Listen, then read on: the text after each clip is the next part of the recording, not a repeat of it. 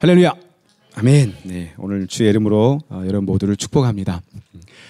우리 팔복 설교 계속 하고 있는데 8가지 설교지만 주님은 언제나 한 얘기를 하고 있다 그래서 늘 기억하시고요. 오늘 7번째 마태복음 5장 9절 말씀입니다. 화평케 하는 자는 복이 있나니 그들이 하나님의 아들이라 일컬음을 받을 것이며. 자, 화평케 하는 자는 복이 있나니. 자, 또 한번 질문합시다. 요즘 제가 여러분 질문 많이 하는데, 자, 화평케 한다는 게 무슨 뜻일까요? 화평케 한다.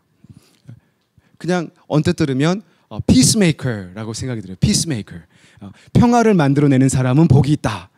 자, 여러분 평화를 만들어내는 사람이에요? 아니면 여러분 가는 곳마다 족족이 분란이 일어나요? 아니면 여러분 가는 곳마다 다 화목이 일어나요? 자, 그렇게 따지고 이 말씀을 보면 저 역시도 별로 해당이 안 돼요.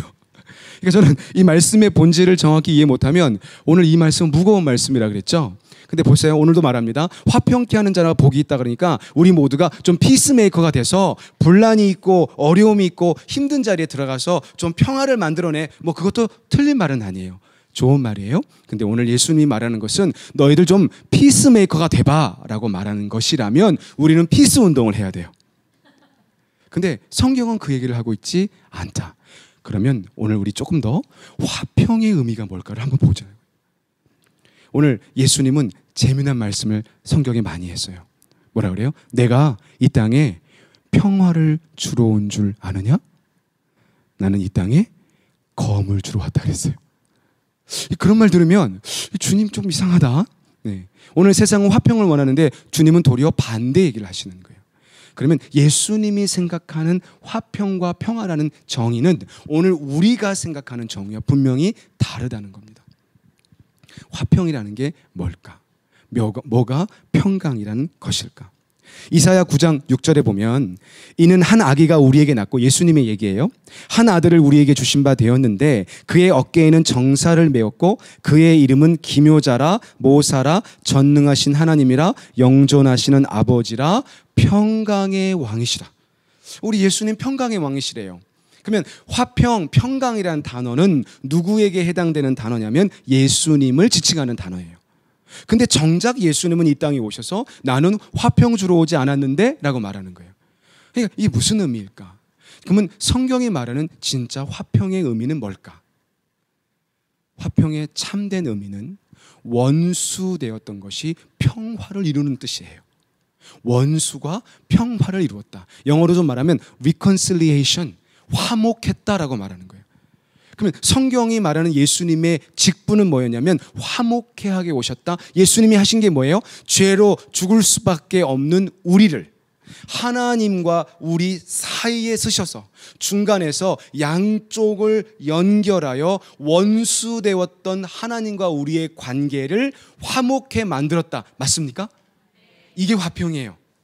화평의 정의는 다시 말하면 하나님과 원수됨을 풀었다. 그러면 진짜 화평의 단어가 적용되는 적용은 세상의 평화를 말하는 말이 아니라 하나님과 인간이 화목되어질 때 쓰는 단어라는 거예요. 이해가 되시죠? 자, 그러면 예수님이 이 땅에 오셔서 뭐 하셨어요? 막 평화를 이루셨나요? 예수님이 평강을 이루기 원하셨다면 바리새인 서기관들하고도 친하게 지내셔야 돼요. 그죠? 근데 도리어 그들한테는 이 독사의 자식들아, 막 성전을, 그죠? 막 강도 구요를 만들었다고 막 성전에 장사하는 사람들을 때려엎잖아요. 화평을 이루시려면 그렇게 하시면 안 돼요.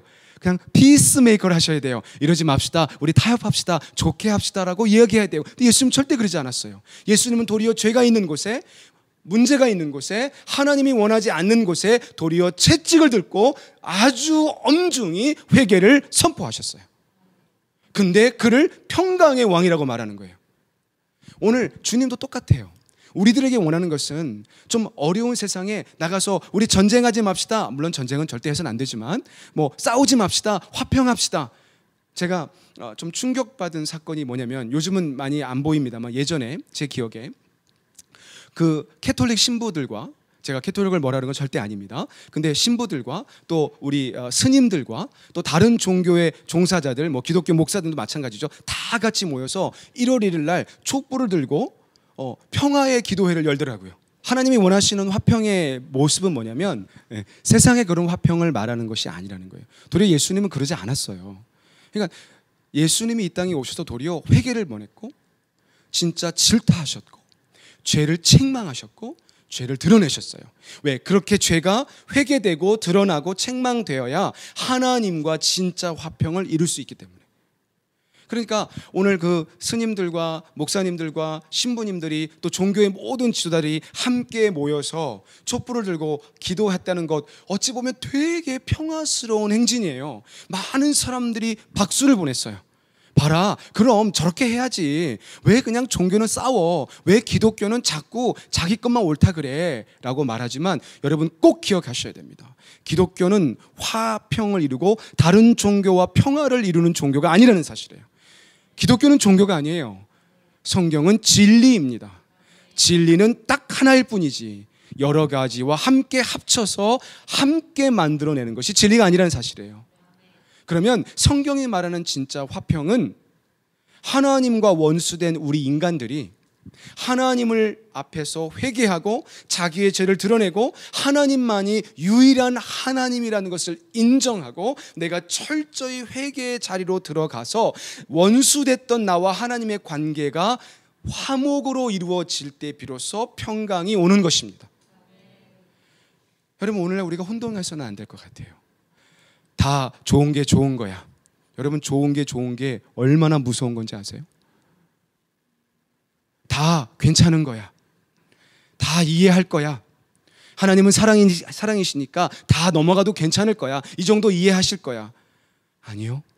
여러분, 구약의 선지자를 보세요.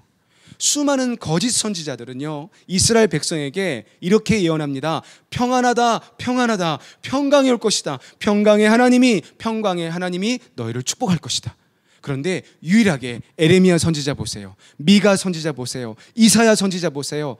에스겔의 선지자 보세요. 오직 그들은 아니야, 깨어라, 돌아와라, 회개하라, 돌이켜라고 얘기했어요. 많은 다른 선지자들은 화평이 올 거라고 이야기했을 때 그때 하나님 뭐라고 말씀해요? 내가 누가 너를 보냈으며 내가 언제 그런 메시지를 너에게 주었느냐? 이 거짓을 행하는 자들이라고 말합니다. 오늘날 우리에게 똑같습니다. 오늘날 우리 교회가, 오늘날 여러분과 제가요, 다 좋은 게 좋은 거예요. 그럼 같이 더불어 사는 거죠. 그게 나쁜 것은 아닙니다만, 그러나 진짜 화평을 이루어야 할 게 무엇인가? 진짜 평강을 추구해야 할 것이 무엇인가? 우리 모두 다 죄가 있고 어둠이 있고 문제가 있음에도 다 덮고 괜찮아가 화평이 아니라 힘들고 아프고 쓰라리지만 그 죄를 끄집어내고 그 문제를 끄집어내서 진짜 하나님 앞에 막힘이 없도록 열게 하는 자가 복되다고 말하는 거예요. 화평케 하는 자가 복이 있나니. 오늘 에레미야 16장 14절과 16절은 이렇게 말씀하고 있어요. 그들이 내 백성의 상처를 가볍게 여기면서 말하기를, 거짓 선지자들 얘기해요. 그들이 내 백성이 많이 아픈데 그것을 경히 여기면서 말하기를 평강하다 하나 평강이 없도다. 그들이 가증한 일을 행할 때에 부끄러워하였느냐? 아니다. 조금도 부끄러워하지 않을 뿐 아니라 얼굴도 붉어지지 않았다는 거예요. 죄를 지면서도 붉음이 없었다는 거예요. 마음에 가증한 마음 가지고 살았다는 거예요. 그게 진짜 화평이냐라고 하나님은 다시 반문하시는 겁니다. 그게 화평이 아니라는 거예요. 화평은 우리의 아픔을 끄집어내서라도. 자, 그렇다면 오늘 여러분과 저의 직책은 뭘까요? 여러분과 저의 직책은 하나님 앞에 여러분 돌아오세요라고 말하는 자가 되는 거예요. 예수님이 이 땅에 오셔서 하신 것이 뭐였어요? 돌아오라, 회개하라, 하나님께 돌아오라. 너희가 세상을 사랑하지 말라. 세상의 풍습을 따라가지 말라. 너의 죄를 그냥 묻어두지 말라. 그것을 내 앞에 가져오고 누구든지 진실함으로 회개하는 자, 내가 그 모든 죄를 용서한다고 말씀하셨잖아요. 그러면서 하나님과 화목케 했다고 말하는 거예요. 오늘 이와 같은 메시지가 여러분과 제 안에 있음으로 말미암아 우리도 진정으로 화평케 하는 자가 되므로 그가 복이 있나니 어떤 축복이 있었어요? 하나님의 아들이라 일컬음을 받는데요. 왜? 예수님이 그렇게 하셨으니까. 예수님이 하신 것처럼 너도 나의 아들이라고 일컬어 주신다는 겁니다. 그래서 우리 모두 세상이 좋아하는 피스메이커가 되려고 노력하는 자가 아니라 조금 힘들고 어려워도 정말 화평의 메시지, 화목의 메시지, 회개의 메시지, 돌이키는 메시지, 나에게도 내 이웃에게도 전함으로 하나님과 원수된 자를 화목케 하는 데 사용되고 쓰임받는 여러분과 제가 되기를 주의 이름으로 축원합니다. 기도하겠습니다.